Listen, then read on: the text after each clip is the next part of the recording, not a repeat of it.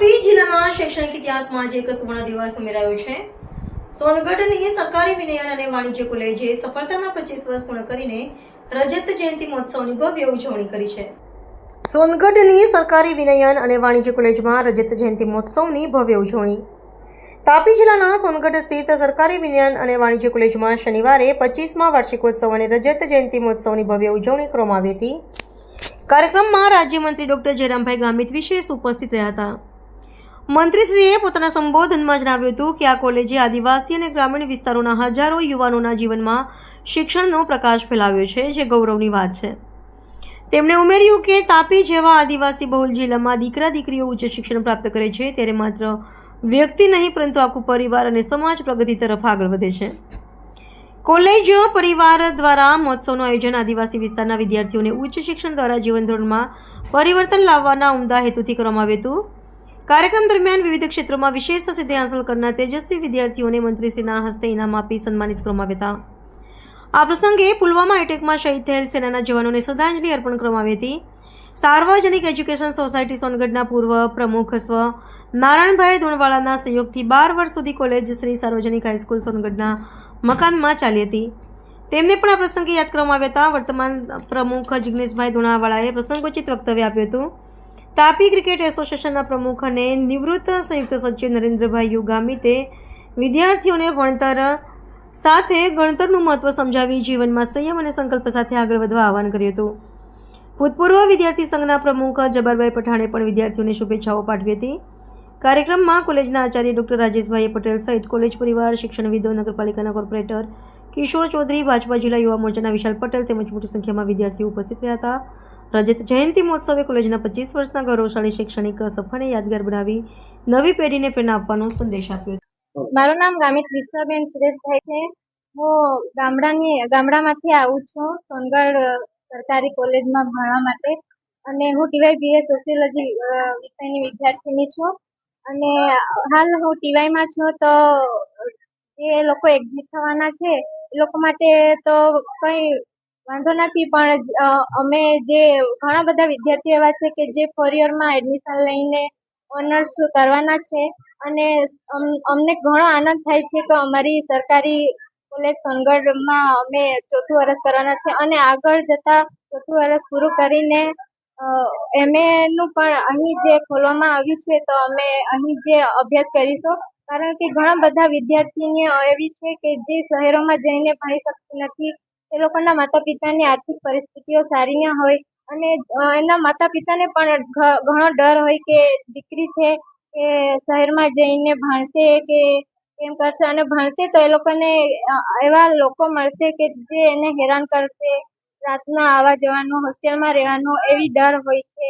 તેથી અમને ઘણો આનંદ થાય છે કે અમે સોનગઢ કોલેજમાં એડમિશન લઈને અહીં જે 4 યર પણ કમ્પ્લીટ કરીશું અને MA નું પણ અહીં ભણતર પૂરું કરીને આગળ વધશું અને ડોક્ટર R.A. પટેલ સરનો પણ ઘણા આભાર માનીએ છીએ કે અમને અહીંયા ભણવાનો મોકો મળ્યો અને એમના સહકારથી અમે ભણતર પૂરી કરી શકીએ। અમારા 3 વર્ષમાં ઘણો આનંદનો અનુભવ થયો છે, કારણ કે ફર્સ્ટ યરમાં અમે આવ્યા ત્યારે અમને ખબર ન હતી કે અહીંયા ભણવાનું કેવું હશે, કારણ કે અમે હોસ્ટેલમાં ભણ્યા અને સોનગઢમાં કોઈ પણ જગ્યાએ અમે સ્કૂલમાં ભણ્યા ન હતા તો અમને ખબર ન હતી કે અહીંયા ભણતર કેવું હશે, કોઈ જાણ ન હતી, પણ છતાંય અમે અહીંયા એડમિશન લીધું અને અમને ઘણો પ્રેમ અને ઘણો સહકાર મળ્યો અને ભણવામાં આગળ વધવા માટે ઘણો સહકાર આપ્યો સર લોકોએ। યુવા પેઢીને એટલું જ કહેવા માંગીશ કે એ લોકો એક્ઝિટ ના થાય, 4 યર કમ્પ્લીટ કરે અને ડાયરેક્ટ જો 78% વધારે લાવે તો ડાયરેક્ટ PhD માં એડમિશન એ લોકોનું ભણતર સરળ બનાવે। ઐતિહાસિક નગરી સોનગઢના આ પાવન ધરતી પર સરકારી આર્ટ્સ અને કોમર્સ કોલેજ સોનગઢ ખાતે આજે 25મા વાર્ષિકોત્સવ અને ઇનામ વિતરણ કાર્યક્રમ યોજાયો। જૂન 2001 થી આ કોલેજની સ્થાપના થઈ અને ચાલુ શૈક્ષણિક વર્ષમાં 25 વર્ષ સફળતાપૂર્વક પૂર્ણ કરે છે। 14 ફેબ્રુઆરી 2014ના દિવસે અત્રેની આ કોલેજને ગુજરાત સરકાર દ્વારા નવું અદ્યતન બિલ્ડિંગ લોકાર્પણ કરવામાં આવ્યું હતું।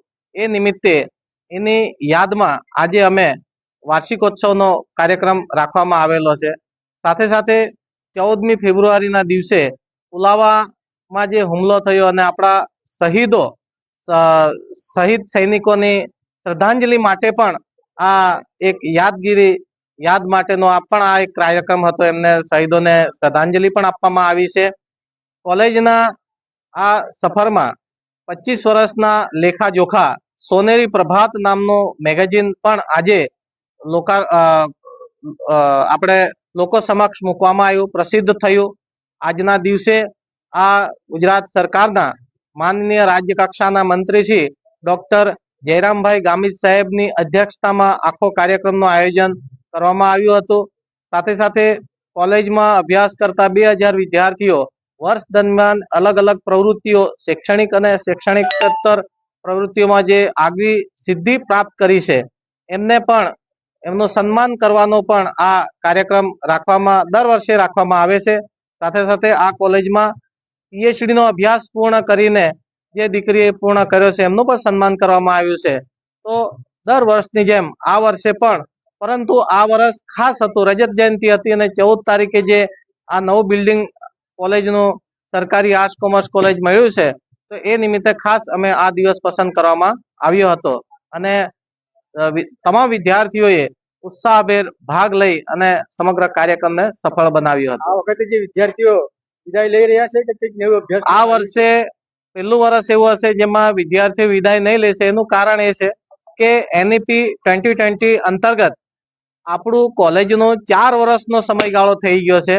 પહેલા FY SY TY હતું, હવે 4 years પણ, એટલે જે TY ના વિદ્યાર્થીઓ છે એ વિદાય નહીં લેશે પણ 4થા વર્ષમાં દાખલ થશે અને ત્યારબાદ અમે ક્રમશઃ આ કોલેજમાં 5મું વર્ષ એટલે કે MA નું 1 વર્ષ ગણાય એ પણ અમે ક્રમશઃ શરૂ કરશું.